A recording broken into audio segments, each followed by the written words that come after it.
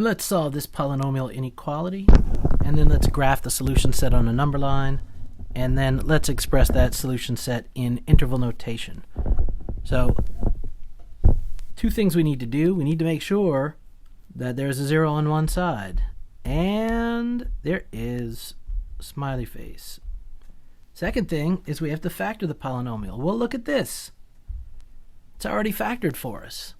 Wow, that's really nice of them to do that for us. So once that's done, we can just go and find our boundary points, and we can put them on our number line here. All right, let's see what the boundary points are.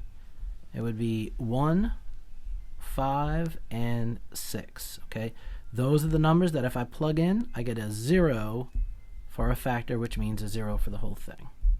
All right, same thing here. If I plug in a 5, I get a 0 as a factor. Anything times 0 is 0. And then the same thing with the 6. So these are my boundary points. I'm going to show them on the graph. Let me get that blue color. And make sure that these are in order. 1, 5, and then 6 would be right here. Okay, now I need test points. I'm going to test a point between every boundary point.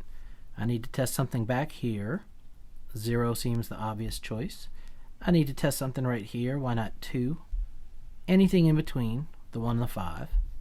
I need to test something here. Well, that's not going to be super nice. How about 5.5?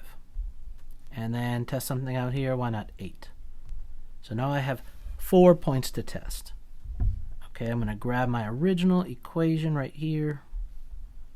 Let's bring it down here and let's start testing. First, instead of an x, I'm going to plug in the number 0. It goes there, it goes here for this x, and it goes here for this x. All right, 0 minus 1 is negative 1, times 0 minus 5 is negative 5, times 0 minus 6 is negative 6. Put that in your calculator. Negative 1 times negative 5 times negative 6, and you will get negative 30.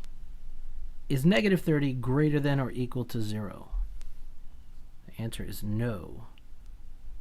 All right, so if this test point doesn't work out, nothing else, no other test point in this interval will work out. You could try any one you want. You're going to get a no for everyone. All right, let's test out number 2. All right, we'll put in a 2 for every place that we had x. And let's see what we get. 2 minus 1 is 1. 2 minus 5 is negative 3. 2 minus 6 is negative 4. All right, I have 1 times negative 3 times negative 4. Put that in your calculator. You will get a positive 12. Is 12 greater than or equal to 0? The answer is yes. So everything in this interval right here is a yes. It's part of my solution. Any number in here, if you plug it into the original equation, it's going to give you a true statement. All right, so let's try our next test point, which is 5.5.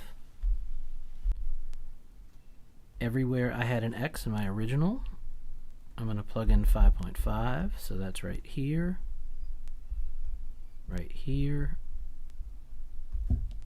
and right here. And let's see what I get. This is 5.5 minus 1 is 4.5, times 5.5 minus 5 is 0.5, and 5.5 minus 6 is negative 0.5. All right, let me get my calculator. And I'm going to get negative 1.125. Is that greater than 0? No, negative numbers are less than 0. So I get a no here. All right, this interval right here is a no. One more point to test, and that's right here, is 8. Let me get some space. I'm going to plug in an 8 everywhere I had an x. let's go crazy. I'll use light green. 8, 8, and 8. 8 minus 1 is 7. 8 minus 5 is 3. 8 minus 6 is 2. Multiply that together. 21 times 2 is 42.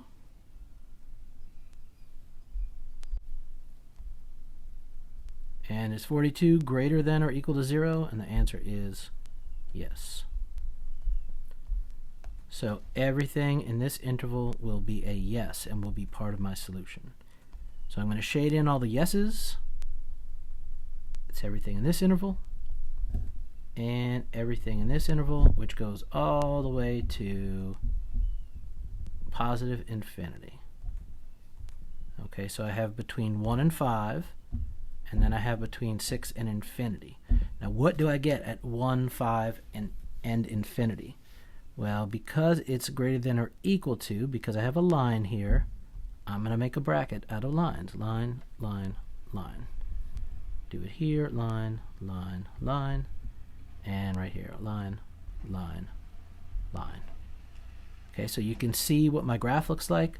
If your graph is good, then you can just go straight to interval notation. Okay, I'm going to circle it in red.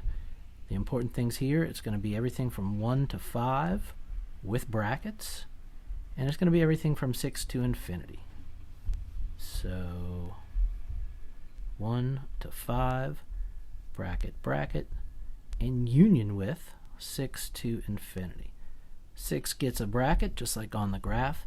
Infinities always get parentheses. So here is my interval notation. And just to help you understand what's happening here, I'm going to show you what the graph of that polynomial looks like, and you can see for yourself when it is greater than or equal to 0. So a rough sketch of the graph is going to look like this.